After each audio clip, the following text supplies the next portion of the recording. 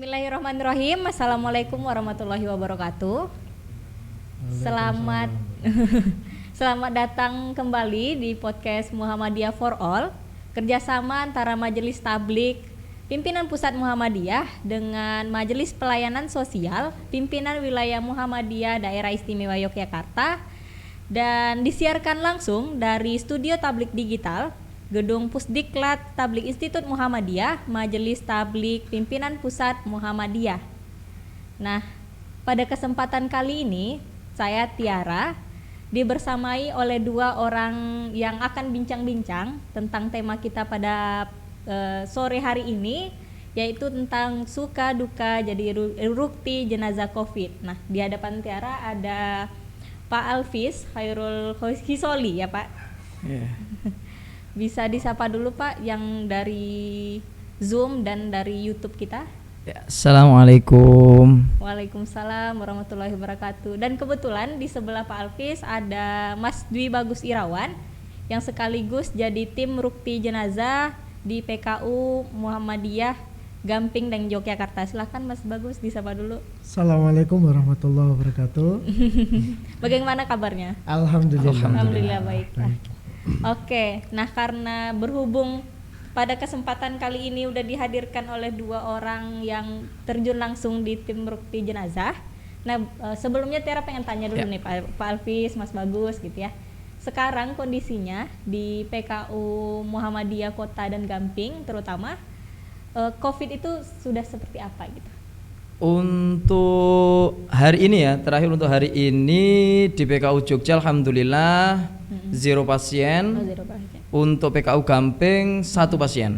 Oh, 1 pasien. Ya, karena kita ngelihat kalau di DIY Sleman termasuk peringkat pertama untuk paling tingginya. Nah, kan PKU Gamping ada di Sleman, salah satunya yang terkonfirm positif sekarang dirawat di PKU Muhammadiyah Gamping.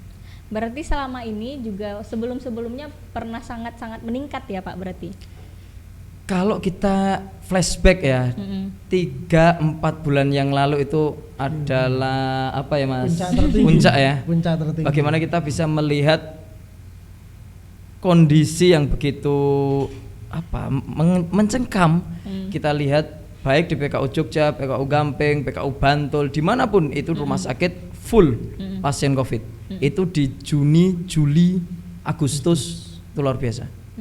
Berarti nggak apa-apa sekarang kita bahas suka dukanya, mungkin nanti Pak Alvis dengan Mas Bagus banyak cerita-cerita. Ya mengenang mengenang tapi tidak untuk diulang gitu ya. Betul. Semoga saja dengan varian baru pun yang hari ini udah mulai ada ya, itu juga tidak sampai seperti yang dulu kala. Sekarang COVID-nya Omikron itu bukan Pak? Omikron tingkat penularan lebih cepat, tetapi efeknya lebih ringan. Gitu.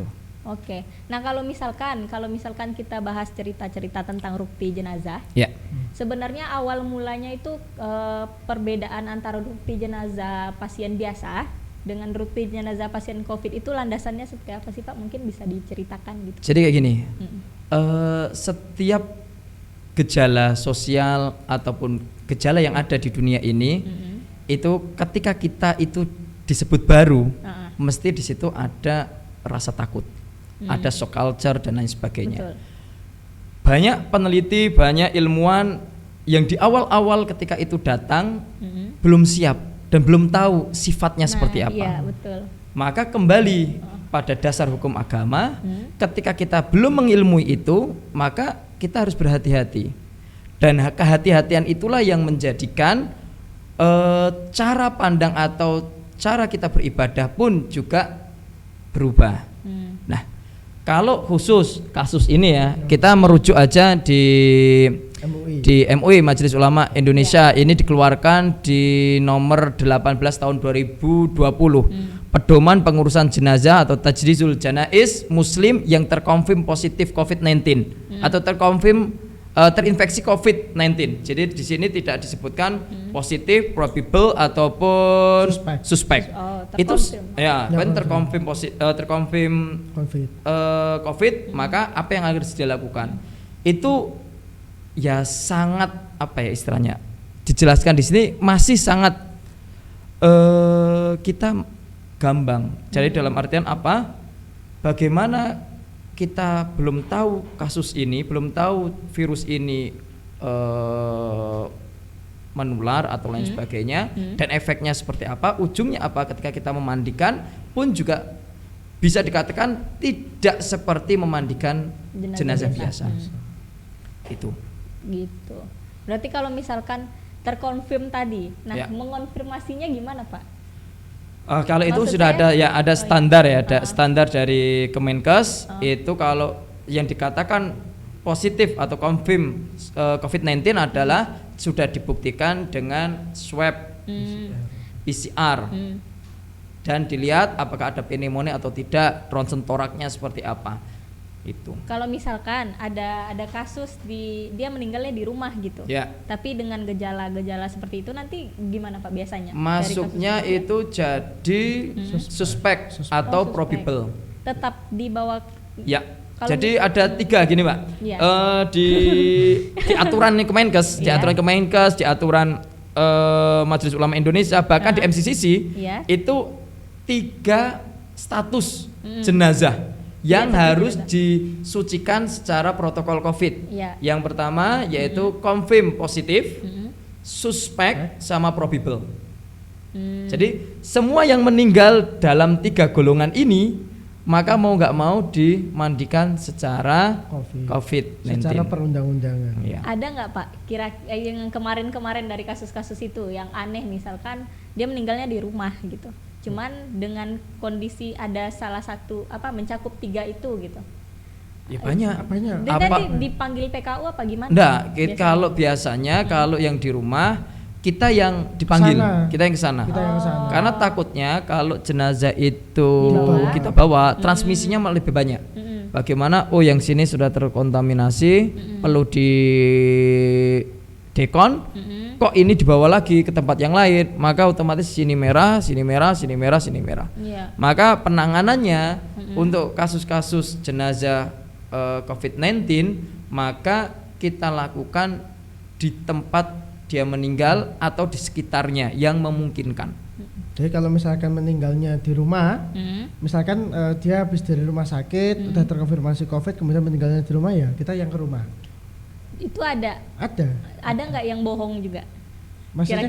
Maksudnya kira-kira ada yang dia sebenarnya 14 hari dengan kondisi gejala COVID, cuman tidak melaporkan gitu korupsi jenazah, atau tidak hati-hati lah bahasanya. Kalau kita kan berdasarkan pertama tindakan yang kita lakukan tentu ada dasarnya ya Mbak. Pertama tentu ada laporan. Laporannya tentu dari pihak yang berwenang untuk menyampaikan ke kita. Jadi misalkan ada yang meninggal, tidak semua orang meninggal itu meninggal karena COVID. Jadi kan paradigma yang berkembang bahwa di-COVID-kan ya gitu. Nah, sebenarnya enggak. Kita itu melakukan rumah sakit melakukan sebuah tindakan itu juga berdasarkan pada pertama aturan, yang kedua pada mereka yang berwenang untuk menyampaikan, termasuk juga ketika di rumah ya, ada yang meninggal di rumah, kemudian Mas, ini ada yang meninggal. Secara pengamatan misalkan dari puskesmas ataupun pihak yang punya kewenangan menyampaikannya, kemudian menyampaikan bahwa ini gejala COVID, baru kita diundang. Gitu. Iya.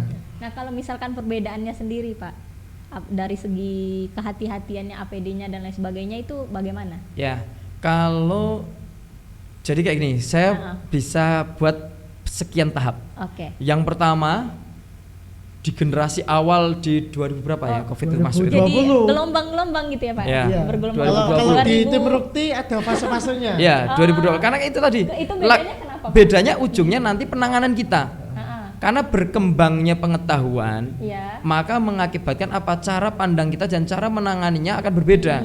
Dulu di awal-awal dengan adanya fatwa ini menempatkan bahwasanya ya sudah, kalau dibiarkan sangat resiko maka tidak perlu dimandikan pakai air atau bajunya dibuka, dilepas dan lain sebagainya. Itu pernah itu di generasi awal masa adaptasi itu ditayamumkan bahasanya juga. Ya, ditayamumkan kan kalau kita buat fatwanya itu. Betul. Itu kalau nggak memungkinkan ya sudah ditayamumkan. Apa bahkan lagi ketika ditanya apakah di situ ada ketika yang meninggal putri nih, dan sangat jarang perukti yang putri. Maka seperti apa? Kan kalau kita lihat di secara fikih, apalagi di kitab-kitab fikih klasik, tidak boleh perukti laki-laki memandikan atau merukti perempuan, itu sangat dilarang. Maka ya sudah cukup ditayamukan, ditutup langsung. Itu di generasi awal, generasi awal nih. Masih kita takut-takutnya. Dengan level 3, jadi APD level 3 plus cara menanganinya seperti itu. Iya. Kalau di Jogja saya kira sangat sedikit, karena boomnya di Jogja itu sudah di pertengahan, sehingga sudah beradaptasi. jadi sudah ada basic kita untuk mengetahui, oh ternyata seperti ini. Kasus pertama yang meninggal adalah yang tokoh meninggal, dan itu kan orang Jogja. Bagaimana sakralnya, nggak boleh loh. Perukti pelawat itu apa orang-orang yang takziah itu kan nggak boleh sama sekali, dan itu harus steril semua. Itu generasi awal. Generasi pertengahan kita yang perukti tetap menggunakan APD level 3. Tetapi cara memandikannya sudah lebih apa ya? Bisa kita katakan lebih mendekati keutamaannya.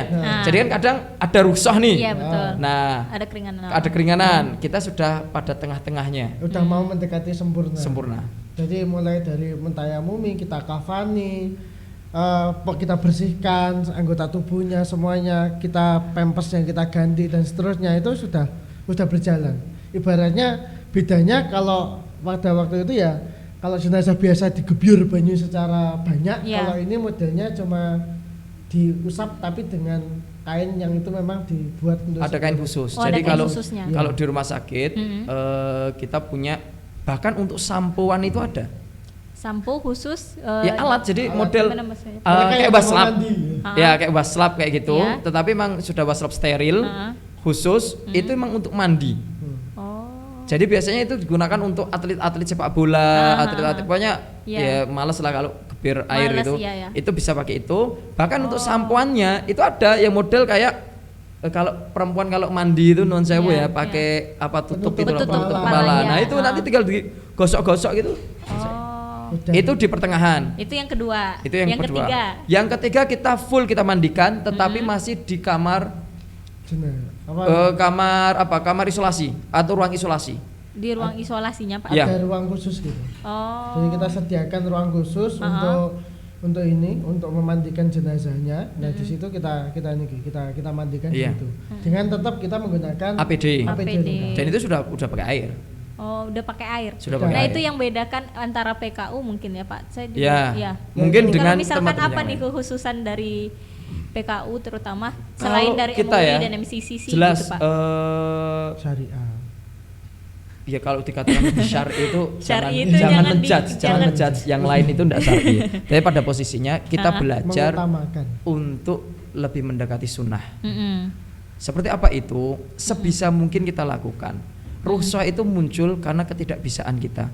Ketika penghalang rukhsah itu kita sudah bisa tutup, kita sudah bisa lakukan, maka rukhsah itu kan hilang. Dalam artian ya sudah, hukumnya kembali ke hukum asal. Maka kami sedemikian rupa berikhtiar semaksimal mungkin untuk pertama, bagaimana kita mendampingi qoblal maut itu, kita harus dampingi. Kita masih ingat ya Mas Bagus ya, bagaimana orang di depan kita detik-detik sakaratul maut, di tengah-tengah kondisi yang meninggal itu, orang meninggal itu Mbak, nun sewu ya, udah kayak itu kan, jadi kita ngeliat sini meninggal, tiba-tiba situ meninggal, sini belum selesai. Satu waktu. Ketika kita masuk itu ya Mas, masuk itu yang dipanggil oleh perawat satu. Nanti sampai dalam itu ada 3, 4 sampai 5. Pernah kita masuk itu sampai 7 kali rukti. Jadi kita pakai satu APD itu untuk 7 kali. 7 orang. Ada 3 yang sakaratul mautnya itu disaksikan langsung sampai dan kita dampingi itu. Kita dampingi sampai beliau meninggal. Karena keluarga, nah biasanya ketika keluarga tidak bisa masuk, kita kasih fasilitas foto, kalau enggak video call. Kalau dia kuat, kita video call untuk melihat seperti apa sakaratul mautnya, dalam kondisi sakaratul maut ataupun pasca meninggalnya, gitu. Kalau misalkan ini Pak, tanggapan keluarga sendiri biasanya kalau misalkan harus harus kan biasanya itu ada konflik lah ya. Nggak konflik. kurang maksudnya. Bukan konflik gimana ya Pak? Lebih ke yang terakhir gitu loh, ngelihat yang terakhir kok nggak boleh masuk. Iya, kok nggak boleh terus masuk, terus dipeti, caranya gitu. ya. Nah, Dan lain sebagainya. maka kita jelaskan. Maka kita buat tim namanya Cipta Kondisi. Cipta Kondisi. Nah, itu tim apa Pak? Cipta Kondisi itu adalah tim advokasi dan edukasi. Itu di PKU. Di PKU, di PKU. PKU semua. PKU karena saya alhamdulillahnya diamanai menjadi ketua tim baik di Jogja maupun Gamping. Oh, iya. Kita buat itu satu kata, satu alur yang fix, di mana sebelum kita rukti, karena kayak gini, jenazah itu hak mutlak sebenarnya milik keluarga. Iya. Hak waris. Hak waris. Maka kita jelaskan dari sisi agama seperti apa, dari sisi medis apa, dari sisi sosial seperti apa. Bahkan kita siap untuk mengadvokasi, untuk mengedukasi keluarga-keluarga yang didiskriminasi atau dikucilkan di masyarakat ketika salah satu dari sanak saudaranya meninggal karena COVID. Kadang kita datang sampai ke RT RW-nya, kita datang ke jamaahnya untuk mengatakan, "Pun boten, ini sudah aman, ini sudah safety, kita sholatkan itu aman." Hanya ketika kita nyolatkan, ya jangan terus habis itu kumpul-kumpul. Habis itu yang dipermasalahkan itu sebenarnya bukan gimana kita boleh nggak menyolatkannya, tetapi proses prosedurnya. Untuk prosedur bagaimana dia bisa jaga jarak, tetap pakai masker dan sebagainya. Karena kondisinya di bulan-bulan itu yang bulan-bulan mencekam kira-kira. Terutama waktu isu ini oksigen habis itu, yang sempat kita Indonesia mengalami oksigen itu. Oksigen sampai kosong itu semua Pak. Nah itu kita mengalami sendiri sih, oksigen itu memang menjadi nyawa jadi nyawa ya Mas ya. Nyawa sambungan. Nyawa gitu. sambung yang memang sangat membantu gitu. Nah, disitulah ketika bulan-bulan itu memang konflik masyarakat itu berkembang ya Mbak. Ada yang kemudian keluarga itu langsung sepakat, ini meninggal karena COVID, kemudian menerima. Ada yang bilang konspirasi. Ada yang juga bilang ini konspirasi elit global gitu. Apapun itu ada. Tapi ya itu tergantung ini ya pandangan kita ya. Kita kan sebagai manusia mungkin ya tingkat literasi yang berbeda, pengalaman yang berbeda itu juga pengaruh. Kita memaklumi itu. Tinggal bagaimana kita memahamkan kepada mereka dan bagaimana mereka juga menerima atas apa yang kita pahamkan terhadap mereka. Itu aja kalau kita sama ketika di lingkungan sama yang disampaikan Mas Alvis tadi ya, bahwa ada beberapa lingkungan misalkan yang tanda kutip, Mas ini jenazahnya ini aman enggak gitu. Dan seterusnya. Sambil kita menghantarkan jenazah itu ya kita edukasi. Kita sampaikan bahwa ini sudah kita lapis demikian rupa, apa yang kita berikan lapisannya, bagaimana prosesnya dan seterusnya, itu kita sampaikan. Dan bahkan gerakan kami di akhir-akhir itu Cipta apa tadi Mas? Cipta Kondisi. Cipta Kondisi. Itu sampai memberikan syarat ketika kita mengantarkan jenazah, itu sudah nggak perlu pakai level 3. Dan itu kita saking amannya gitu ya. Ya karena sudah kita ini pelajarannya insya Allah sudah aman dengan proses yang sekian, dengan segini ketat, maka kita mengantarkan jenazah itu cukup pakai level 2 atau bahkan level 1. Dan itu pun juga gerakan itu saya apresiasi kepada Kiai kita ya, Ustadz Budi. Ya, Budi Kauman itu BPH kita, BPH di PKU itu ketua DMC ya. Itu betul-betul memberikan contoh bahwasanya bahkan beliau itu membuat grup untuk grup pemakaman. Jadi tim relawan pemakaman khusus biar dia cukup hanya pakai level 1 atau level 2. Yang mungkin yang lain masih pakai level 3 pakai full itu, beliau enggak. Fungsinya apa? Ya kalau kita sudah tahu ini tidak, kenapa harus pakai? Dan itu membuat suasana enggak terlalu mencekam. Biasanya dengan hazmat mondar-mandir tuh kita juga di secara jalan psikologi juga kena. Iya Mas. Jadi sebenarnya gini ya Mbak, kalau sudah dirukti COVID, artinya sudah sesuai dengan prosedur, dengan standar yang jelas jelas, itu sebenarnya udah aman. Artinya peti pun juga udah kita infeksius dan seterusnya. Nah, berkembangnya ini relawan kita tanda kutip beberapa ini ya, itu memang itu kehati-hatian, bentuk kehati-hatian. Cuma kadang-kadang penafsiran di masyarakat itu beragam kan. Nah, yang menciptakan situasi mencekam itu ya ditambah dengan kondisi yang seolah-olah wah kayak nganter nih gaya klambi goyang. Soalnya nggak kelihatan, virusnya juga nggak kelihatan gitu. Tapi sebenarnya itu bentuk kehati-hatian ya. Saya juga kalau kita ya sama Mas Alvis itu juga memandangnya mereka itu kan relawan, Mbak. Relawan itu kan juga tidak ada jaminan. Tidak ada punya jaminan. Iya, betul. Rela. Tidak ada jaminan bahwa ketika terjadi apa-apa mereka mendapatkan kompensasi dari negara dan seterusnya. Nah, kadang-kadang kan mungkin mereka ada rasa ketakutan. Itu wajar. Bagi kita juga kita maklumi nggak apa-apa. Kita maklumi kita nggak apa-apa karena tingkat pemahaman itu tadi, tingkat pemahaman. Apakah yang di rumah sakit juga nggak kena? Oh iya kena. Saya dan Mas Alvis ini juga alumni LC lulusan COVID. Iya. Ini LC-nya sekali, kalau saya 2 kali. Dia 2 kali dan bahkan uniknya ya nanti bisa ya kita nanti bisa saya bahas, gitu. nanti saya bahas. Iya, itu luar biasa bagaimana sahabat saya, adik saya ya kalau di kampus jadi santri saya, kalau di PKU jadi sahabat kerja saya, kalau di rumah jadi tukang ngomong anak saya ya, ini samping saya ini. Kalau di majelis satu majelis itu kita kena, dan apalagi kalau khususnya ini dia merasakan betul betapa rasanya apa ya? Rasa bahasa Jawanya dredeg gitu. Enggak, bukan dredegnya. Takutnya ketika dia divonis dan dia sampai masuk ke ruang COVID. Jadi kalau yang lain kan di shelter nih kayak saya shelter lah, shelter PPA masih bisa sama anak, istri, aman. Dia diisolasi di ruang khusus COVID. Khusus COVID, satu kamar itu ada 5 orang dan di sampingnya meninggal dua-duanya. Gimana Mas Bagus perasaanmu waktu itu? Wah, ini kalau salah ngambil gimana? Jadi kita pun sebagai non sewu, Mbak. Oke. Kalau di catatan salah satu rumah sakit yang ada sayanya di situ, nggak usah disebut, ya berarti udah disebutkan aja. Ya kali dihitung di PKU lah ya, di PKU itu. Baru satu PKU itu tercatat 540 meninggal karena COVID. 540 meninggal karena COVID. Meninggal Pak? Saya istirahat 10 hari. Itu yang di rumah sakit aja ya Pak? Di rumah sakit. Apalagi kalau kita masih ada di UAD, RSUAD, kita dipanggil di Ludiro Usodo. Gerak kita di Muhammadiyah luar biasa Pak. Kita dipercaya menjadi tim trainer plus jadi apa ya, untuk membantu rumah sakit kecil yang nggak siap terhadap itu. AMC, RSUAD, Harjo Lukito, Ludiro Usodo, PKU Kota Gede dan teman-teman yang lain itu menelpon ke kita, manggil ke kita.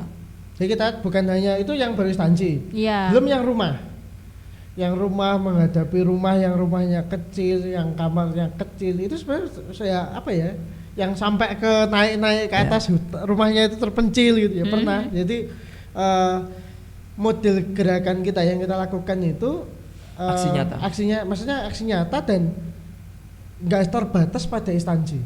Dipanggil ke rumah ya kita berangkat karena ini misi kemanusiaan. Ini misi kemanusiaan.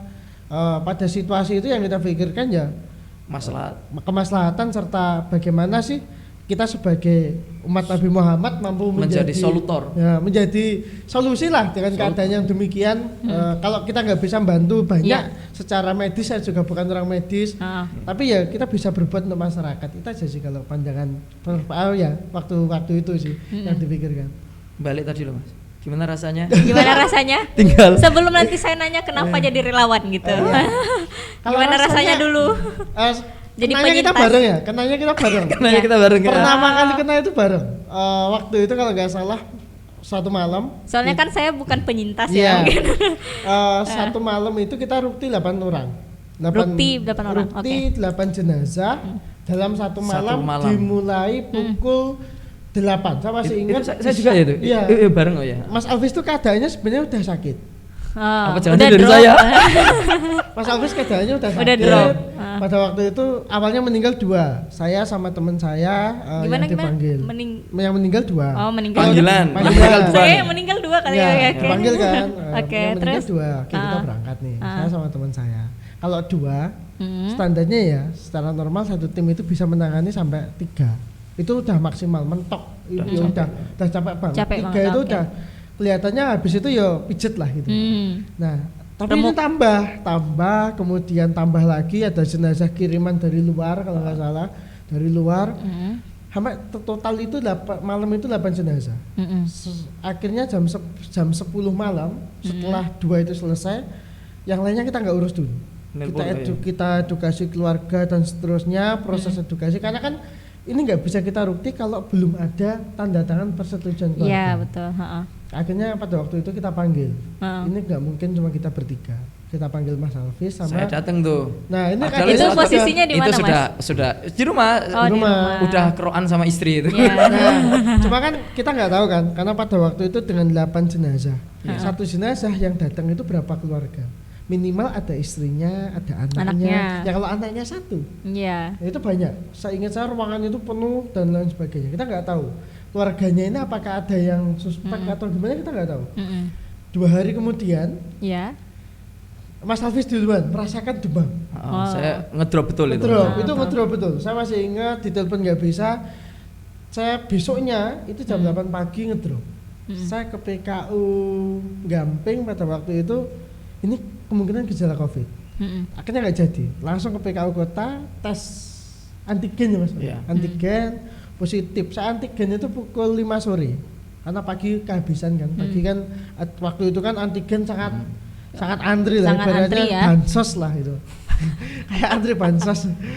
Ke PKU kemudian positif, saya ditelepon oleh Kaprodi kita. Ini kan sama-sama KPI ya. Oh iya. Promosi juga ya. Iya ini. Official KPI. Official KPI. Kita sama-sama KPI, ditelepon Budina. Mas Bagus positif ya. Karena pada waktu itu saya lapor ICS UMG. Oh ICS. Saya lapor ICS positif. Iya positif. Waktu itu akhirnya cari shelter. Mas Hafiz sudah di PPA, saya cari Mas Akbar di Unisa.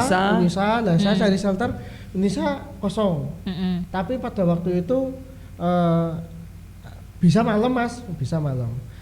Uniras penuh. Tapi kemudian alhamdulillahnya pukul 7 malam itu saya ditelepon lagi bahwa Uniras 01. Saya masuk Uniras.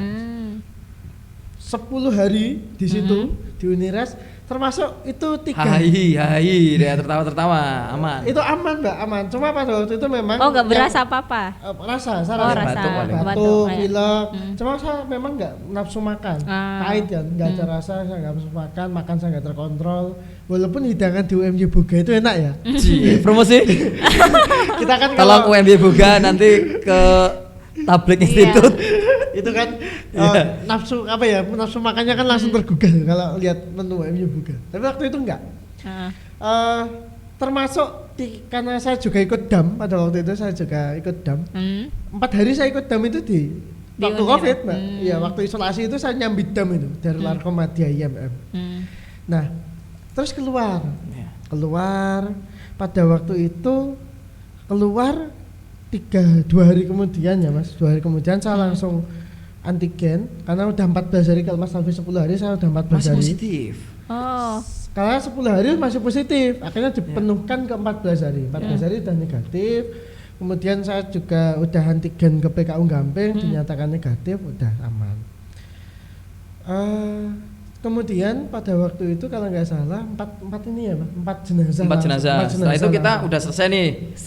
Sudah negatif. Okay. 3 hari kemudian. Main lagi ya, itu lagi lah, terjun lagi. Rekreasi lagi. 4 jenazah. Langsung pada waktu itu malamnya aman. Terus malamnya itu baru kemudian sakit perut. Muntah, mual dan seterusnya, sakit perut. Termasuk pada waktu COVID memang pencernaan saya ini, mohon maaf ya, ketika buang air besar itu warnanya udah sampai hitam. Itu waktu positif pertama. Memang masih kan yang diserang COVID itu biasanya paru. Pencernaan sama pernafasan. Pencernaan saya memang bermasalah.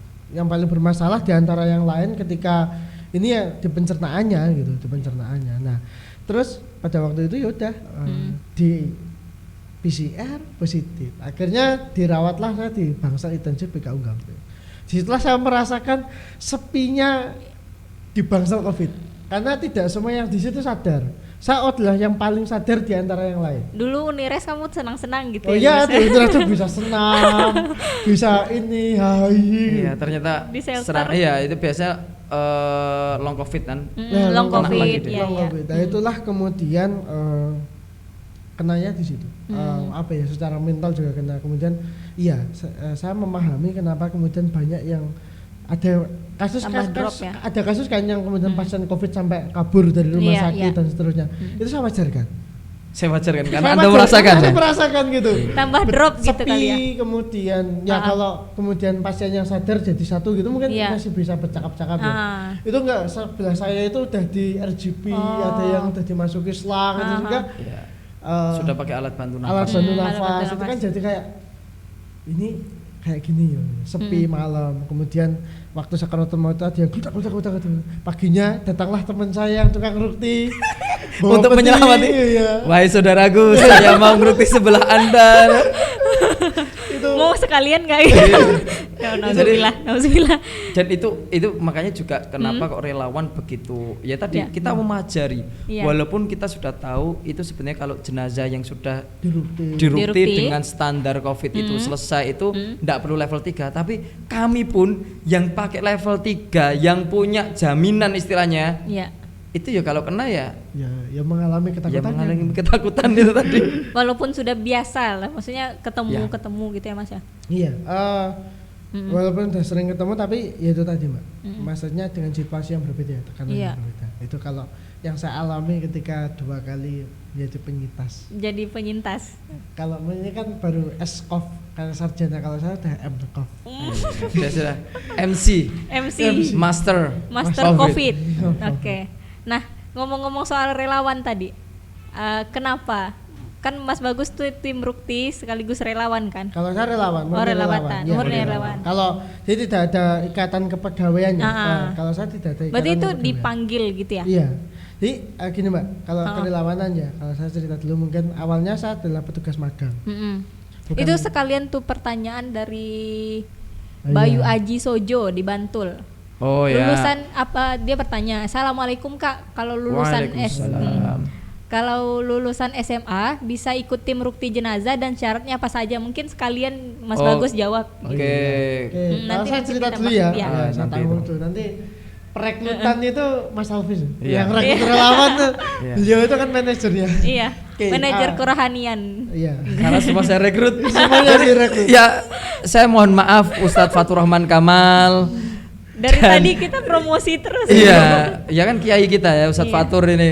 Jadi seluruh alumni KPI saya tarik di PKU untuk mengabdi. Oke. Iya. Ini cerita awalnya di kuliah KPI itu ada magang 3 bulan. Iya. Ada magang 3 bulan. Oh, Mas Bagus di di PKU. Di PKU Gamping. PKU Karena Gamping. pada waktu itu awalnya susah banget mau magang di PKU itu susah. Karena saya kan Maaf kuliah ya, sih saya agak selektif. kalau di Pengalaman kota susah. soalnya. Iya. Iya. Mas Makanya Alvis saya ngajukan di pengalaman. Gamping. Kan Gamping mudah. Susahnya itu udah susah ngurus di rumah sakitnya, kalau kota belum lagi ngurus ke dosennya. Pada waktu itu Iya. COVID masih menakutkan ya Mbak. Jadi Ya. yakin mau magang Hati-hati. di ke sekolah aja pindah. Nah, saya kan konselingnya klinis Pak, nggak apa-apa gitu. Tapi kan saya tuh orangnya kalau pengennya ke situ ya berusaha. Gitu. Kalau belum mentok ya belum. Gitu. Nah akhirnya masuk ke PKU Gamping. Tapi secara perjenazahan, Ya. memang sejak SMP saya udah pernah ikut memandikan orang. Pemulasaran gitu ya. Kemudian jadi tukang gali kubur. Karena di remaja saya juga pernah aktif di Karang Taruna. Nah Karang Taruna saya itu kalau ada orang meninggal sering ikut memandikan jenazah kalau itu laki-laki dan seterusnya. Waktu KKN, ketika di KKN Lipar Gunung Kidul itu saya juga ikut memandikan jenazah. Ada modal di situ. Ketika ada pada waktu itu kejadiannya ada salah satu korban laka air yang itu sudah 3 hari dan seterusnya. Akhirnya saya diajak oleh supervisor Mas Akbar namanya. Nah, saya diajak, itu pengalaman yang cukup berharga dalam hal peruktiannya. Nah di situ. Nah kemudian COVID meledak, udah mulai naik, kemudian tenaga di PKU itu terbatas. Akhirnya pada waktu itu berani nggak? Bismillah berani. Oke, masuk di PKU Gamping. Kemudian pada waktu itu kota overload. karena tipe rumah sakit beda ya. Kota itu kota tipe B, rumah sakit Gamping tipe C. Lebih banyak rujukan sebenarnya dari Gunung Kidul, dari mana-mana itu ke kota. Ke PKU Jogja. Ke PKU Jogja. Ke PKU, kalau kita menyebutnya sering PKU kota PKU gitu. Kota. Janganlah. Kalau kota nanti konotasinya yang satunya PKU desa kan. Jangan. PKU Jogja, PKU Gamping. Nah, PKU Jogja. Nah, di PKU Jogja. Overload, kemudian pada waktu itu dipanggil Mas Hafiz. Bantu. Nah, itulah perjalanan awal jadi relawan. Sambil pada waktu itu ya masih kuliah sampai sekarang masih kuliah dan tidak lulus-lulus. Semoga segera. Belum Mas, belum. Udah bab 4 saya. Oh, alhamdulillah. Butuh Edi sudah bab 4 Butuh Edi. Oke. Bab 5 selembar doang loh. Iya. Pada waktu itu nyambil ini ya sambil magang dan seterusnya, kemudian juga pada waktu itu juga kegiatan di organisasi, nyambil di IMM dan seterusnya. Nah, itu awalnya. Kemudian semakin masuk menjadi tim inti, karena pada waktu itu tidak semua, karena gini Mbak, relawan COVID itu ada beberapa syarat. Pertama secara kesehatan, dia tidak boleh usia di atas 40 ya Mas. Ya. Di atas 40 itu nggak boleh. Dan tidak punya penyakit bawaan. Oke, sebelum hipertensi, terus gula, dia juga sudah punya bronkitis atau dia punya asma, itu nggak boleh. Takutnya kalau kena itu bablas gitu loh. Bukannya sebelum itu tim rukti jenazah di rumah sakit PKU itu ada berapa Mas? Aslinya khusus COVID ya? Iya, khusus COVID. Kalau khusus COVID aslinya sebelum ada relawan, berarti tiga aja. 3 cowok, 1 putri, Bunur. Itu Bunur itu cadangan karena beliau, masya Allah, beliau di majelis tablik PP Aisyah, umurnya juga sudah ya Aisyah lah kan. Tetapi beliau karena mau nggak mau itu tadi untuk menjaga kesucian aurat wanita, ikut. Mau nggak mau beliau saya ikut, luar biasa. Jadi Bunur ikut. Jadi nanti kalau ngerukti itu kalau dulu kami laki-laki masuk, perempuannya Bunur. Nanti perempuannya itu Bunur itu yang membersihkan semua, membuka aurat semua Bunur. Setelah ditutup auratnya, nanti kami yang laki-laki tinggal ngangkat sama yang pokoknya yang aku dan ditambahi relawan berapa Pak? Nah, relawan ini 1, 2, 3, 4, 5, 6, 7. Bahkan kita ngambil dari Unisa juga ada 8 orang. Kalau kota ya, kota 8, Gamping itu 4 relawan. Tapi ada beberapa relawan kota Gamping itu yang jadi satu orang yang dia kayak saya, kemudian ada teman. Kan koordinatornya satu. Jadi karena yang paling banyak tadi itu di PKU Jogja, biasanya kita jadi bisa kadang sini 2, sana 1, sini 3, sana 1, sini 4, sana 2. Jadi kadang kayak gitu di awal-awal itu, di awal sampai pertengahan. Tapi kalau di akhir-akhir udah sama. Banyak semua. Ya. Aku meledaknya itu banyak semua. Cuma di PKU Gamping tenaga mudanya lebih banyak. Di PKU Gamping. Iya, tenaga mudanya lebih banyak, pegawai mudanya ya. Nah, dengan kota kan enggak pada waktu itu PKU Jogja. Nah, habis itu dari tim inti salah satu persyaratannya itu termasuk ketika mengangkat peti tidak boleh alergi dengan nuan sewu ya, kondisi mayat jenazah itu beda-beda Mbak. Betul. Ada yang nuan sewu ya, kotorannya itu sampai keluar bercaca-caca. Iya. Kemudian ada yang darah mungkin karena dimasuki selang dan seterusnya, kemudian dia keluar terus dan seterusnya. Ada yang beratnya itu ya nuwun sewu di atas rata-rata 130. Itu juga paling 160. Paling ditambah peti ya, Pak. Catatan tertinggi 160. Kita sampai punya catatan, Mbak. Yang paling berat siapa? Yang paling ekstrim itu siapa? Itu kata ini kita apa ya? Survei. Kalau keinget ekstrim itu, kemudian itu yang menjadi perjalanan relawan sampai kemudian COVID menurun dan seterusnya. Termasuk ini ya Mbak, kalau Mas Alfi jelas ya, karena beliau memang statusnya bukan relawan, tapi beliau memang pegawai rumah sakit. Nah, kalau kita relawan, model relawan kita itu modelnya adalah menggunakan gerakan jamaah dakwah jamaah. Konsepnya seperti itu. Jadi, gimana itu? Misalkan nih saya sama Mas Alfi, kemudian saya ngajak yang lainnya, tapi tujuannya adalah satu, kita punya satu frekuensi bahwa ini adalah ladang untuk kita berdakwah. Jadi kita saling mengedukasi. Jadi macam-macam Mbak. Akhirnya ketika saya ngerekrut itu, latar belakangnya ini dari akademisi. Ada bahkan jadi asdos, yaitu ada Abdillah ada masuk tuh Abdillah Khairul Soli, adik EDW. Itu salah satunya orang Unisa. Dosen di Unisa. Terus dari Kokam, Putri bahkan Kokam itu nyumbang dari Kokam Sewon. Ya, sama Utara. Si siapa? Aduh lali Mbak, Dok. Sorry, Dok. Kemarin boleh saya tapi saya lupa. Oh iya. Itu Putri ada dari Kokam, ada. Nambah satu Kokam Putri. Terus anak asuh kami ada. Jadi anak panti asuhan itu kita didik untuk terjun, siap. Pokoknya siapa saja yang ada siap. Yang ini pecinta alam. Itu ada Mas Alim kalau Mas Alim namanya itu juga. Jadi relawan itu akhirnya dari berbagai latar belakang. Ya orang mungkin memandangnya ya relawan paling ya seorang pengangguran, tapi kebanyakan malah ada yang dosen, mahasiswa. Emang tergerak aja. Iya, memang kita bukan kemudian sebatas karena tujuan kita juga mencari ilmunya, Mbak. Karena semua kita latih, Mbak. Pandemi itu kan bukan hanya sebatas mengenai ilmu kesehatan. Tapi ada faktor sosial dan sebagainya yang menjadi salah satu, kalau kita orang akademisi ya, itu bisa menjadi kajian analisis sosial lah gitu. Ternyata masyarakat sana itu dengan keadaan masyarakat kultur pedesaan memahami pandemi itu seperti ini. Kelihatan ketika kita mengantarkan jenazah, bagaimana masyarakat memperlakukan kita ketika ambulan datang, ketika ada yang memang sangat menjaga jarak, seolah-olah kita itu adalah hantu yang datang. Ada yang kemudian sangat welcome, mau ngajak ngobrol kita, mau Mas ini ada makan dan seterusnya ada. Ya itu menjadi bahan sangat menarik lah dinamika masyarakat, dinamika pandemi di masyarakat itu.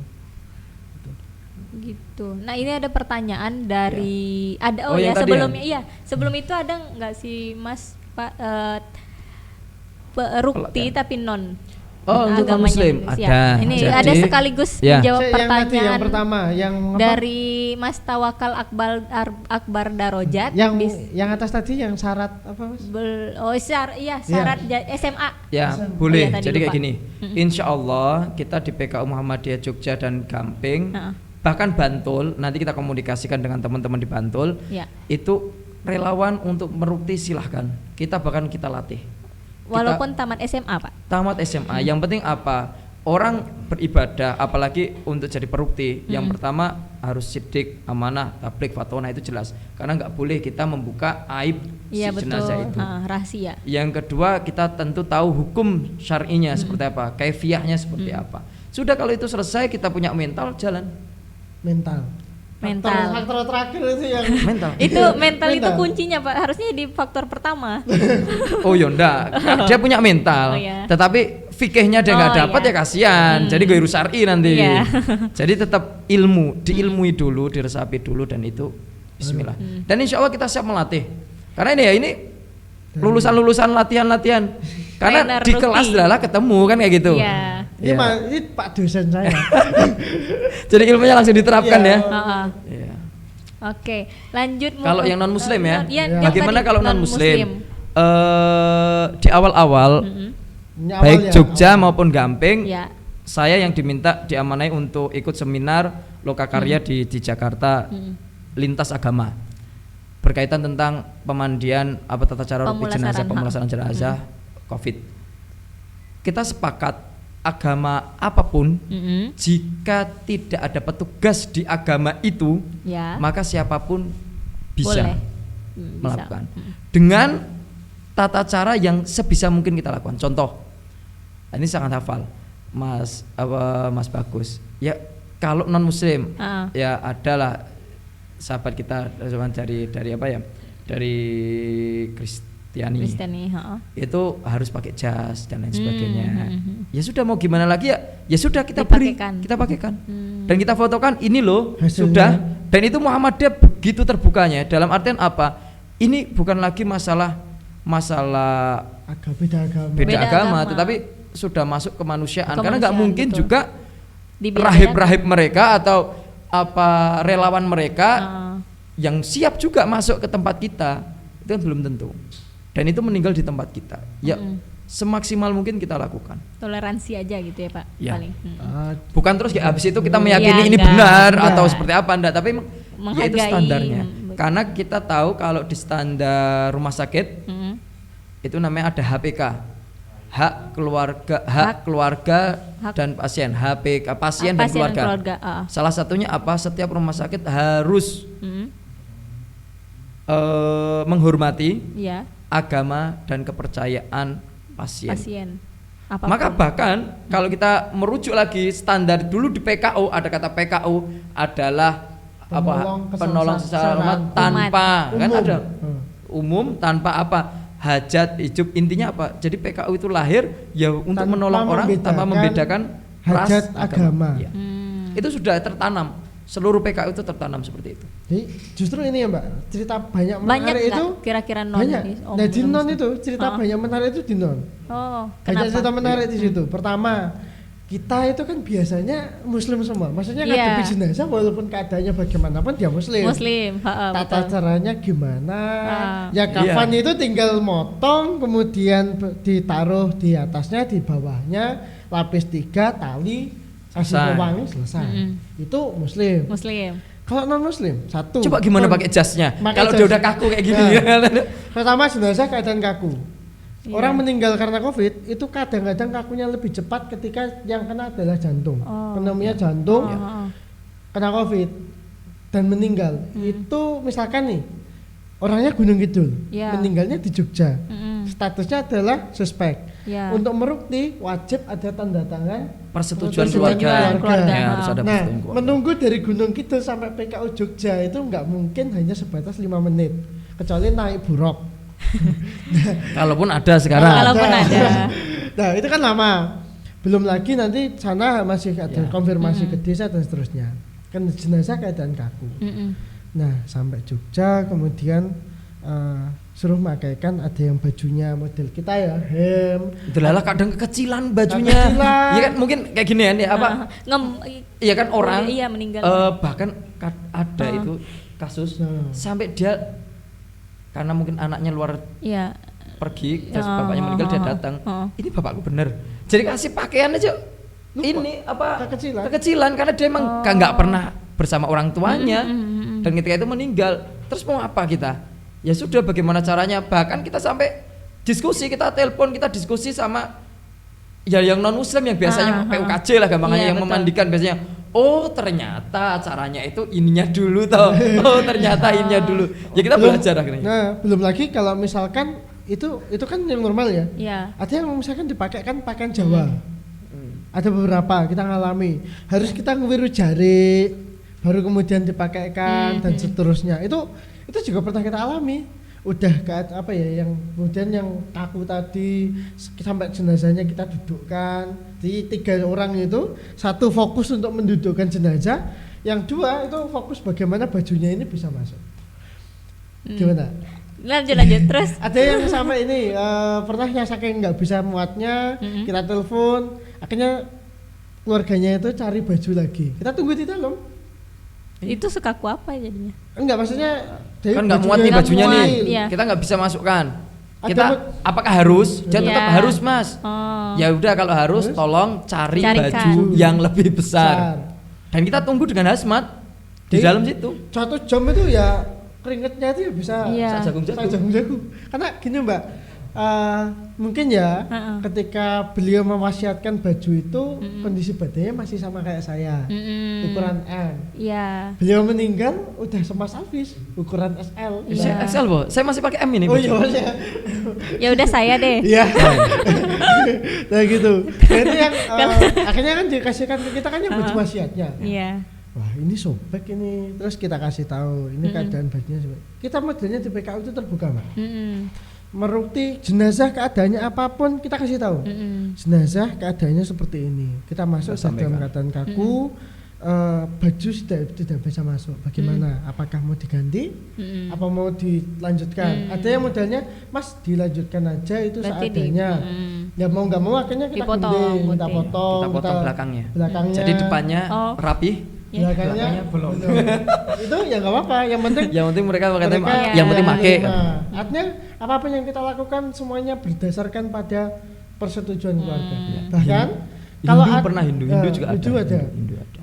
Kalau ada keluarga yang menghendaki saya ingin masuk, kita fasilitasi. Tapi dengan AKPD. Tapi kita ngelihat-lihat tidak semua. Tidak semua. Kenapa? Karena kita lihat secara psikologis, secara umur, takutnya ketika dia masuk dia nggak siap, malah nanti jadi tambah kita pastikan PR. Siap bener nggak? Kadang-kadang udah kelihatan ya dia udah mau pingsan. Nah terus ini kalau masuk ke ruang COVID, kondisi seperti ini, mau dilepas maskernya susah juga. Wong dia masuk di ruang infeksius, ya sama saja kayak dia menghirup COVID. Iya. Tapi kalau nggak dilepas ya akhirnya penanganan dan seterusnya susah. Akhirnya ya udah kita modelnya ini. Siapa yang bisa masuk seterusnya kita seleksi. Berarti dari 3 rukti jenazah tadi paling satu tim itu bisa nangani 24 jam berarti apa? Ya, kita 24 jam. Laki-laki panggilan. Laki-laki panggilan. Itu nanti sebenarnya lebih menarik ditanyakan kepada istri-istri relawan. Kalau sekarang relawannya itu nanti, harusnya tanya itu ke istrinya. Nanti setelah ini ya Pak? Iya, bagaimana maksudnya dia mengikhlaskan. Resikonya apa? Dirinya, keluarganya yang nanti terpapar. Belum waktu terhadap keluarga. Mas Alvis ini punya istri anak 2. Anak 2. Panggilannya jam 1 malam ya berangkat, jam 2 karena pagi kita, ya berangkat. Apalagi kita punya waktu kasus tadi bilang 400 kasus sedang melonjak-lonjaknya itu berarti hampir tidur semua di rumah sakit. Dengan rukti cuma 3 orang dari relawan gitu cukup ya, Pak. Ya itu 24 jam relawan berarti itu kadang-kadang jadi pemain utama. Jadi relawan pun misalkan berukti ya. Ada pemain, ada yang menjadi tim inti, ada yang kemudian menjadi tim cadangan. Tim rukti inti itu yang kemudian misalkan ketika menghadapi kasus-kasus yang berat dan seterusnya. Jadi kontrolnya nanti jadi leadernya satu. Leadernya tetap kalau di PKU Jogja harus ada saya. Cowok cewek karena setiap jenazah punya ciri dan kondisi yang berbeda-beda. 500 itu beda, pasti penanganannya beda. Mesti beda-beda. Dan itu nanti saya nyari. Oke, jadi rumah sakit itu langsung telepon, langsung saya bagus. Ini yang jalan. Terus ada yang luar, berarti siapa. Udah saya ngelis itu siapa, nanti nomornya siapa itu selalu. 24 jam nonstop ya. 24 jam. Ya. Jam 3 pagi habis subuh. Karena prinsipnya sebisa mungkin kalau kita masih bisa itu tadi ya. Ya kenapa harus kita menunda? Kan asring bil janazah fa in takun sholihan dan lain sebagainya itu hadisnya. Ya kita tahu hadisnya, oh ternyata merukti jenazah untuk memberikan haknya.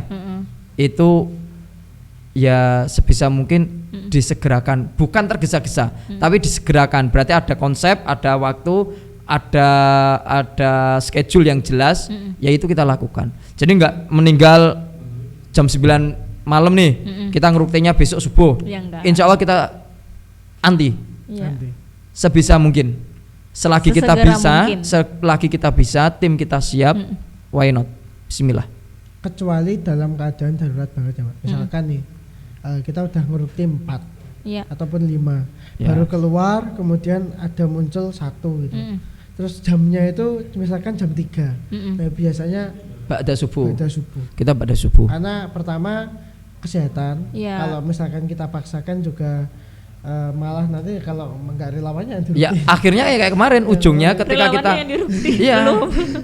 ujungnya yang kredit itu ketika PKU Jogja penuh PKU Gamping penuh, tim setengah dari tim terpapar COVID.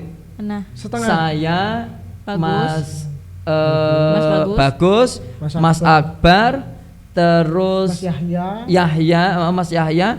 Jadi hampir 5 orang itu kena sendiri. Ya sudah itu. Udah kalau ini sudah mulai pelan-pelan. Karena dulu kita ngegas Mbak. Jam segitu. Tanpa memperhatikan pada waktu itu, wah kita habis ngerukti 4. Dan itu ternyata kemudian pasca kejadian kita meledak itu ya, kita bersama-sama yang kena itu, kita nggak bisa dengan sistem seperti ini. Ada evaluasi secara manajemen waktu dan sebagainya. Nah ini ada pertanyaan dari Rifat yang terakhir. Tentang rukti jenazah, tentang pelatihan Pak. Ya. Ini mungkin tertarik gitu ya. Mungkin nanti Pak Alvis bisa jawab. Apa ada pelatihan rukti jenazah COVID ataupun non COVID? Ya. Nah, siapa yang dihubungi terkait itu? Oke, ya insya Allah nanti kami bisa. Jadi baik jenazah COVID maupun non COVID, kita siap untuk mengedukasi teman-teman. Tidak perlu siap apa-apa, kita nanti tinggal ditelepon, kita datang lah. Insya Allah bisa. Nanti dihubungi ke mana? 08 nomor saya itu 0878 39 0878 39 800 735 atau nanti ke teman-teman MPS aja. Berapa MPS Mas? Ya, Pak nanti bisa MPS juga ketemu saya nanti. Itu nanti bisa kontak kami. Nanti kita akan siapkan tim peralatan untuk pelatihan di desa-desa, di sekolah-sekolah, di masjid-masjid manapun insya Allah bisa. Termasuk di LKSLU ya, di Lembaga Kesejahteraan Lanjut Usia PWMDY itu yang kita juga bergerak yang di dikepalai oleh Mas Bagus ya. Ya, kepala direktur utama. Dirut. Ya itu juga menyediakan jasa pelatihan. Kita juga menyediakan jasa pelatihan rukti. Itu juga bisa menghubungi nomor MPS. Atau bisa ke saya langsung 0895 6379 0895 6379 0895 6379 6379 67665 67665. Ya, 665. Nah, itu. Kita juga kalau kita kerjasama juga dengan PKU. Ya, kita kerjasama juga dengan PKU.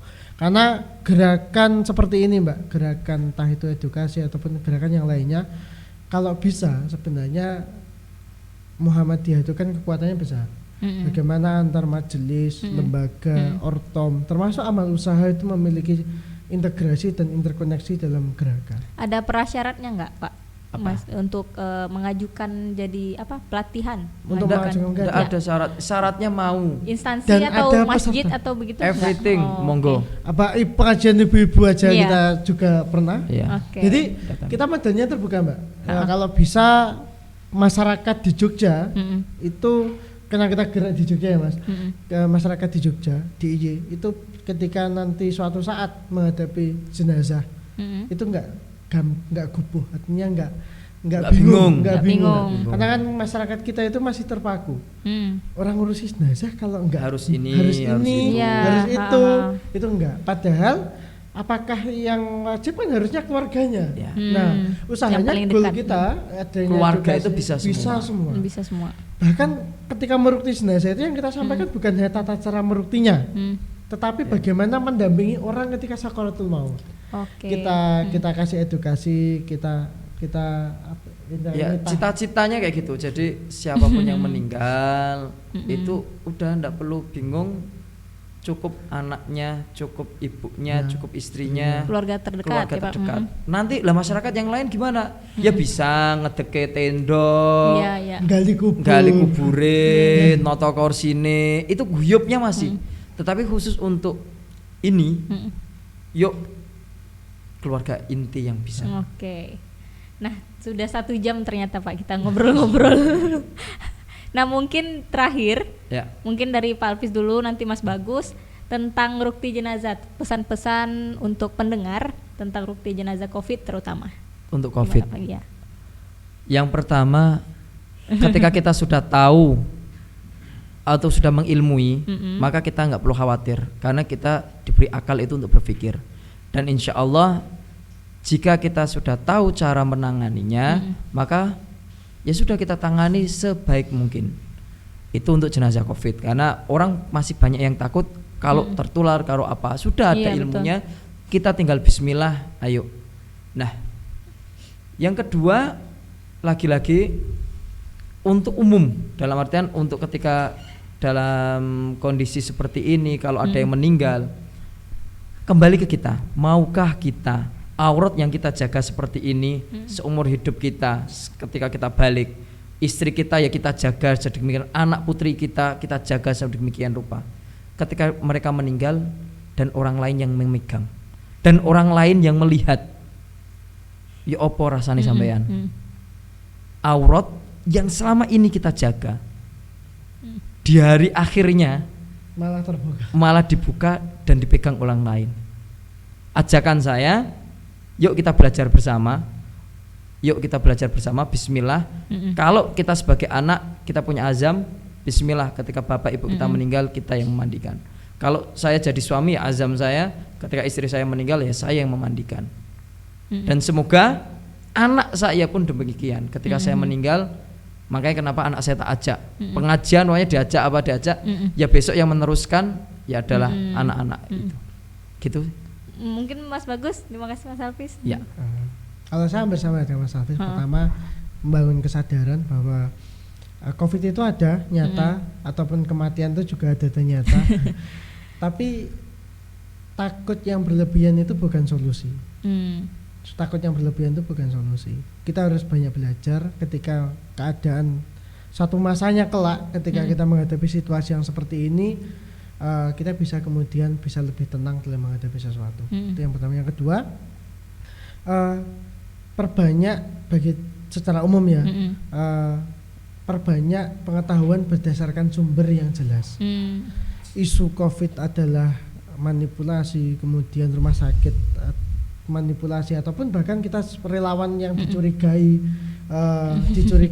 ini mendapatkan pundi-pundi hawa.